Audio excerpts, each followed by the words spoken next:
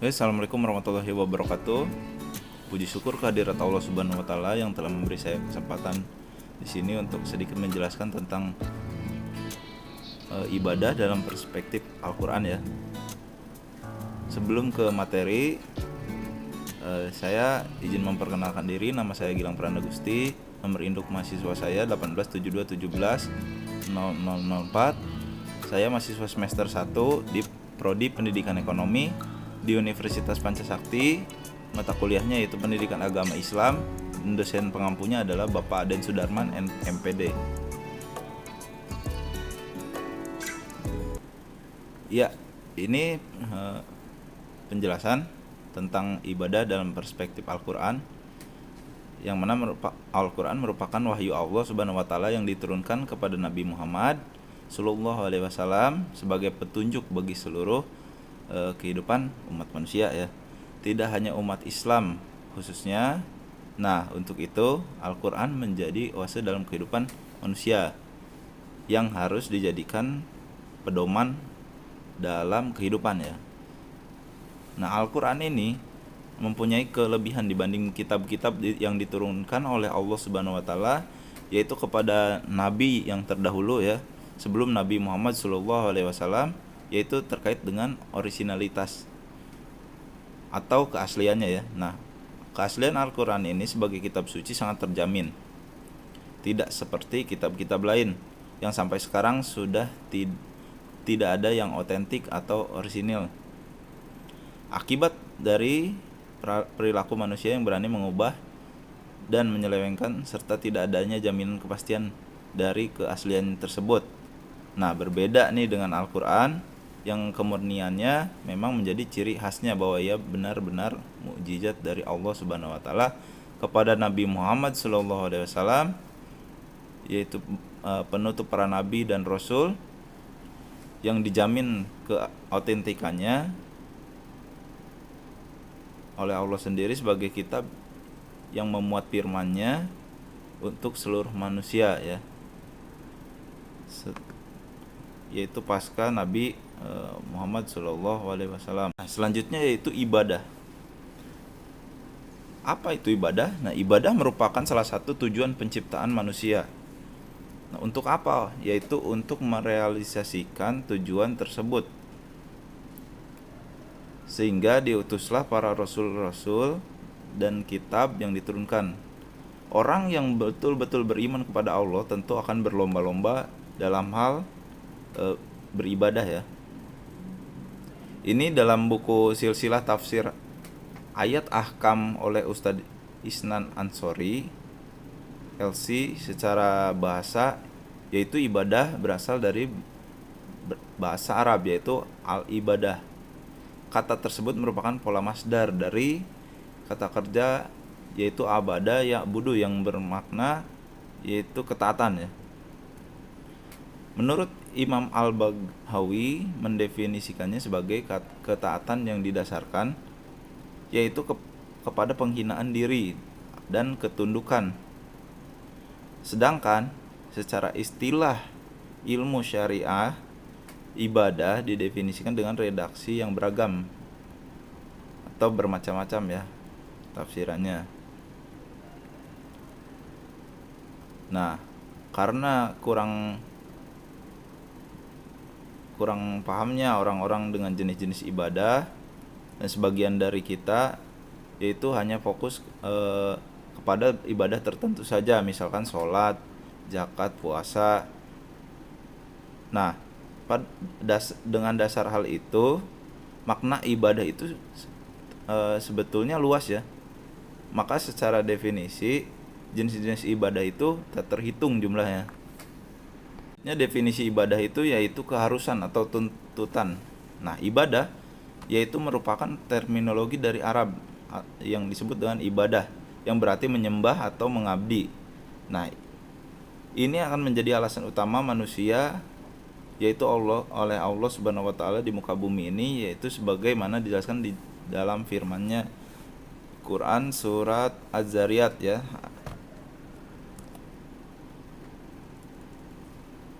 Yaitu kurang lebih penjelasannya seperti ini, yaitu pengabdian atau penghambaan kepada Allah merupakan salah satu tanggung jawab manusia dan jin secara fitrahnya diciptakan yaitu oleh Allah Subhanahu wa taala. Nah, ini sehingga hidup manusia di muka bumi ini seharusnya didasarkan yaitu pada prinsip dan nilai-nilai ubudiyah ya.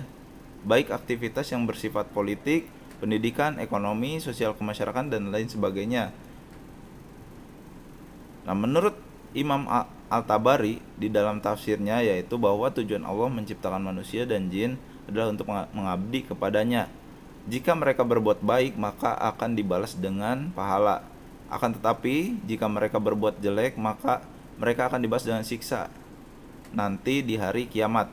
Nah, hal ini didasarkan bukan kepada kebutuhan dari Allah Subhanahu wa taala sendiri, melainkan manusia beribadah itu demi kemaslahatan dan manfaatnya ya, juga yang kembali kepada manusia itu sendiri. Nah, dengan demikian hidup dan eksistensi di dunia tiada lain dalam rangka mengabdi, atau dalam hal ini adalah beribadah kepada Allah Subhanahu wa taala sebagai khalifah atau pemimpin di bumi ya, yang menyampaikan risalah Allah di alam semesta ini. Nah, tentunya beribadah kepada Allah terdapat ketentuan khusus ya, datang dari Allah dan Rasulnya. Selanjutnya yaitu ada jenis-jenis ibadah. Nah, dalam buku Silsilah Tafsir Ayat Ahkam oleh Ustadz Isnan Ansori LC, berdasarkan perbuatannya, ibadah dibedakan menjadi 4 jenis, yaitu yang pertama yaitu ibadah qobliyah, yang kedua ibadah qauliyah, yang ketiga ibadah amaliyah, yang keempat ada ibadah maliyah. Yang pertama adalah ibadah qobliyah.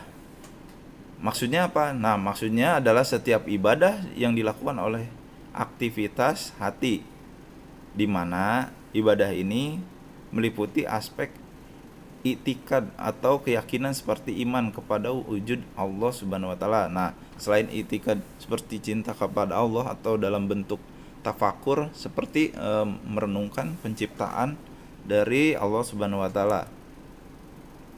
Yang selanjutnya yaitu yang kedua ibadah qauliyah.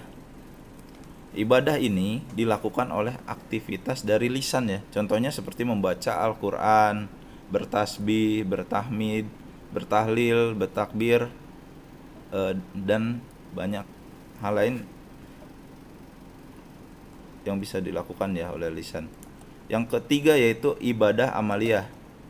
Ibadah amaliyah merupakan ibadah yang dilakukan oleh aktivitas anggota tubuh.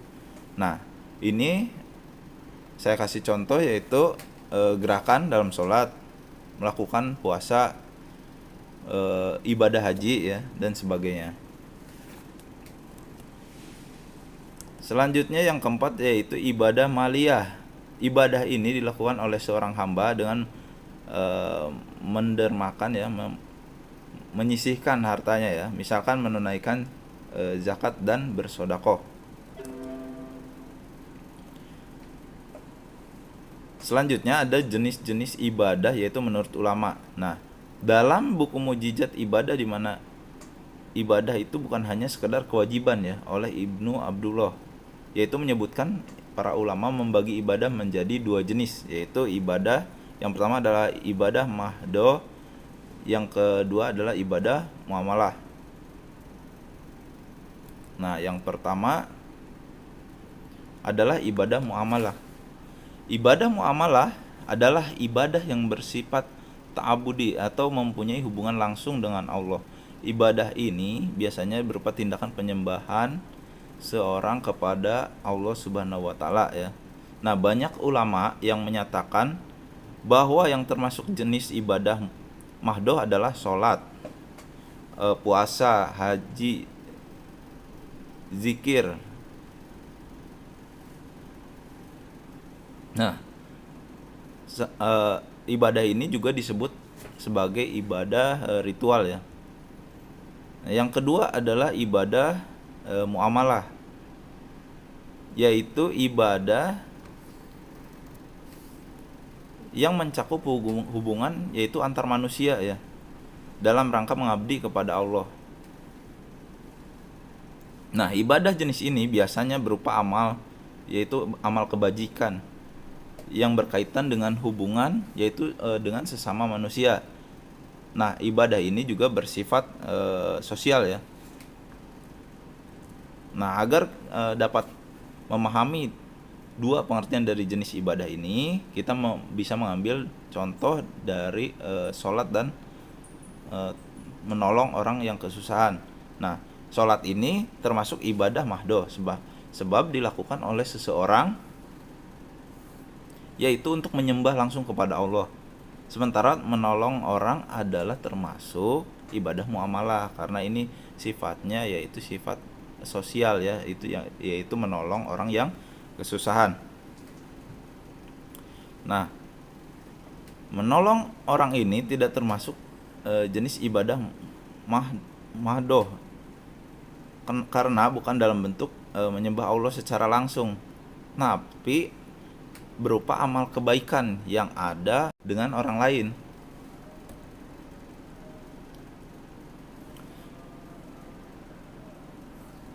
Nah, kedua jenis ibadah ini masuk dalam pengertian ibadah meskipun hubungannya berbeda.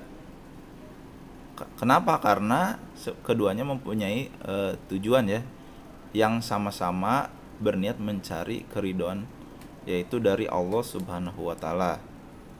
Nah, selanjutnya yaitu dalam Islam, Al-Quran menjelaskan bahwa objek keyakinan dari umat Islam sendiri adalah Allah Subhanahu wa taala. Sebab secara aklamasi Allah menyatakan dengan zatnya ya, bahwa dialah zat yang patut disembah karena dia adalah Tuhan penguasa jagat raya ini. Ini sudah jelas ya. Karena Allah sendiri itu menyebutkan identitasnya sebagai Tuhan sebagaimana dijelaskan dalam firman-Nya Quran surat Toha ya. Yaitu artinya sesungguhnya aku ini adalah Allah. Tidak ada Tuhan yang hak selain aku, maka sembahlah aku dan dirikanlah sholat untuk mengingat aku, kata Allah. Nah, yang kedua yaitu ayat tentang ibadah dalam Quran surat Az-Zumar, yaitu artinya sungguhnya kami menurunkan kepadamu kitab berupa Al-Quran ya, dengan membawa kebenaran, maka sembahlah Allah dengan memberikan ketaatan. Ayat ini secara eksplisit menyatakan bahwa Allah adalah Tuhan penguasa yang pantas menjadi objek sesembahan dari makhluknya, tempat pemujaan, tempat pengaduan, tempat mengembalikan semua yang terjadi dalam keadaannya. Nah, Allah Subhanahu wa taala sendiri dalam surat An-Nahl melarang manusia sebagai makhluknya untuk tidak menyembah hal-hal yang diyakini sebagai Tuhan, yaitu selain Allah ya. Seperti benda-benda, manusia sendiri, dan lain sebagainya. Nah, karena semua itu mendatangkan manfaat dan tidak bisa menolak kemudaratan yang menimpanya, sehingga Allah melarang untuk menyembahnya dan mengabdikan dirinya untuk Allah. Ini secara totalitas maksudnya ya. Nah, dengan demikian, objek keyakinan yang wajib diketahui dan diyakini oleh umat Islam sendiri dan dalam perspektif Al-Quran dan hadis, yaitu adalah Allah Subhanahu wa taala yang tidak menyerupai apapun dan siapapun. Eksistensinya secara absolut menegaskan ketuhanannya sebagaimana dijelaskan dalam firman-Nya yang tadi sudah saya sebutkan ya. Nah, penjelasan ayat selanjutnya ya yang saya bacakan tadi artinya yaitu dari Quran surat Az-Zumar, yaitu Allah menjelaskan bahwa Allah Subhanahu wa taala itu sendiri menurunkan kitab suci kepada manusia sebagai bekal dan pedoman, yaitu di dalam menjalani hidup yang kompleks dan berdinamika. sehingga mampu menentukan sikap dan perilakunya, yaitu sesuai dengan tuntutan Allah Subhanahu wa taala di dalam kitab sucinya. Nah, kitab Al-Qur'an itu adalah satu-satunya kitab yang memiliki keistimewaan yang luar biasa ya. Nah, maka untuk merealisasikan cita-cita Allah untuk menciptakan manusia di bumi ini sebagai wakil yang akan dimintai pertanggungjawabannya kelak di akhirat ya.